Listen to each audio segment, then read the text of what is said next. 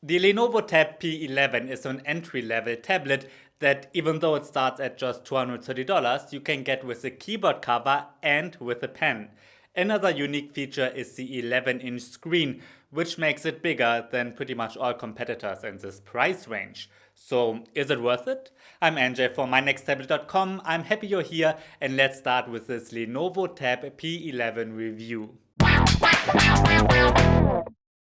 Before we start, don't forget to subscribe to this channel. I'm reviewing almost every tablet that gets released, and among those are pretty much all tablets from Lenovo, Samsung, Apple, Microsoft, Huawei and others. Let's start with the screen. It's exactly 11 inches in size, and that makes it bigger than all other tablets in this price range, which usually have 10-inch displays. It's an LCD that is fully laminated and has a resolution of 2000 by 1200 pixels.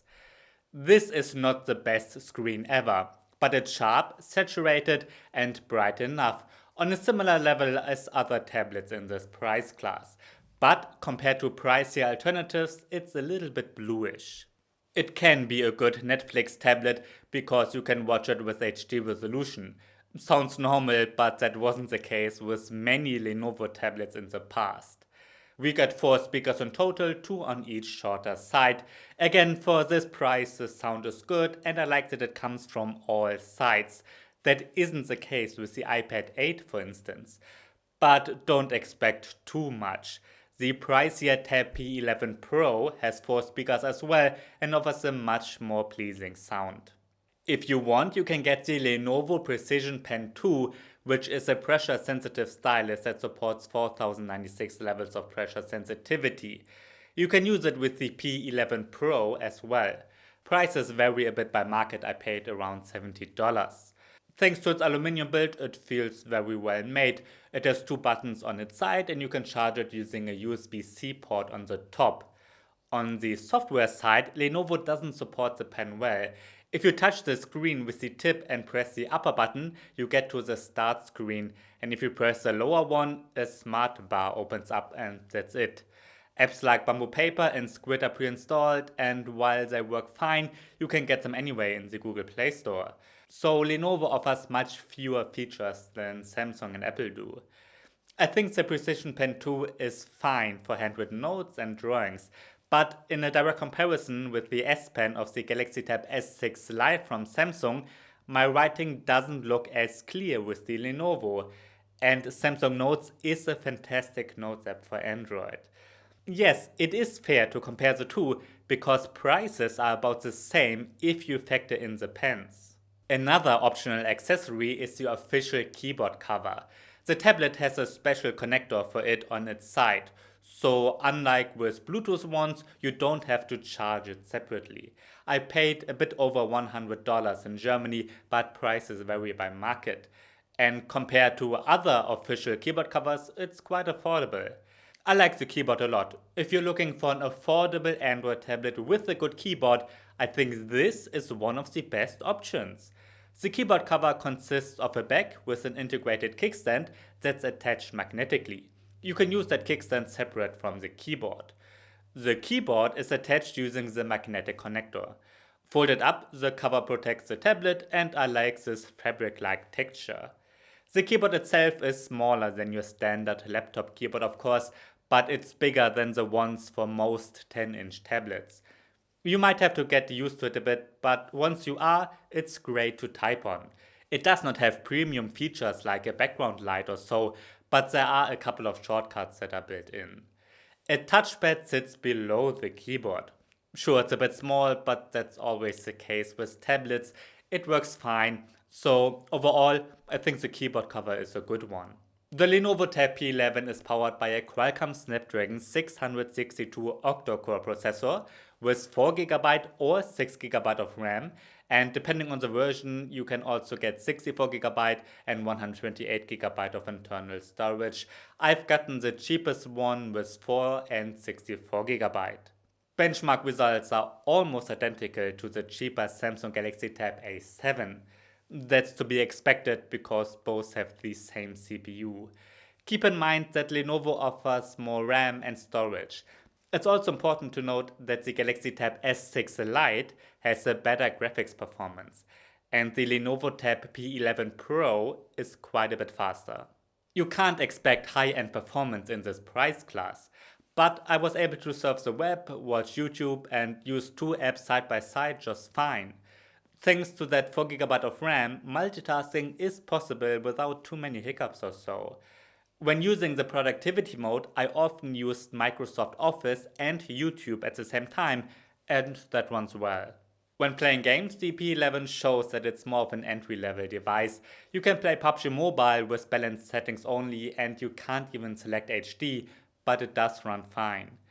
I was able to install and play Fortnite as well. With the lowest graphics settings, it's kind of playable, and I even managed to win a match. But I can't recommend it as a Fortnite tablet, that's for sure. There are too many stutters, especially when fighting, and with the lowest graphics, it doesn't look that great. So yes, most games do run on the P11, but you've got to play demanding ones with low graphics settings.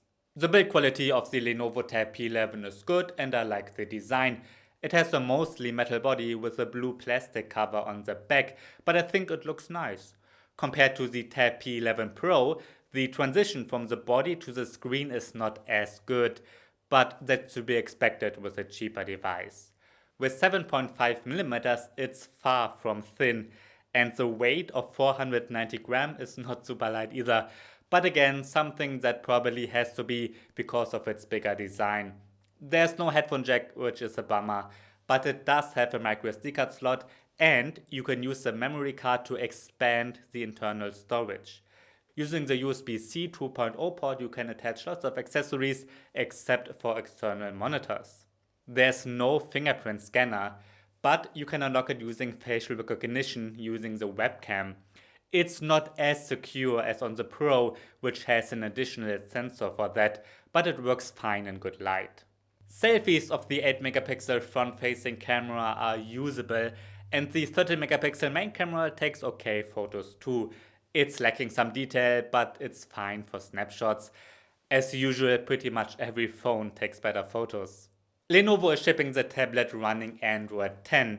I'm expecting it to get one update, but sadly Lenovo isn't as reliable with this as Samsung, Apple and Microsoft are. The interface is customized a little bit only, and that's great. With a couple of exceptions, we get Google's apps for the most part. For kids, the Google Kids Space is pre-installed. You can open a smart bar with a gesture to take screenshots or to open bamboo paper or so. That's useful. A unique feature in this price range is the productivity mode that's quite rare in cheaper tablets. Once you turn on the productivity mode, you kind of get a desktop operating system. It's still Android, of course, but you get a taskbar with apps, and apps open in free floating windows. That works well. Now, it's useful if you connect a keyboard and a mouse, otherwise there's no reason to use it, of course. It doesn't have to be the official ones, though. You can connect pretty much every keyboard and mouse. In my battery test, the Tab P11 got a runtime of 7 hours, and for this I'm always looping an HD video on YouTube at maximum brightness. So, is the Lenovo Tab P11 a good tablet? That depends on what you're looking for, of course. But yes, generally, I do think Lenovo did a great job here, and I can recommend it. The value is good. Considering its price, it has a pretty design, a good screen, and a decent performance. I think it's very interesting if you're looking for an affordable Android tablet with an official keyboard. The stylus is a nice additional feature, but if the pen is most important to you, I wouldn't recommend it specifically for that. Let's get to the possible alternatives. If you care about the pen a lot, I think the Samsung Galaxy Tab S6 Lite is the most interesting competitor. The S Pen is included here, and that's why both cost about the same.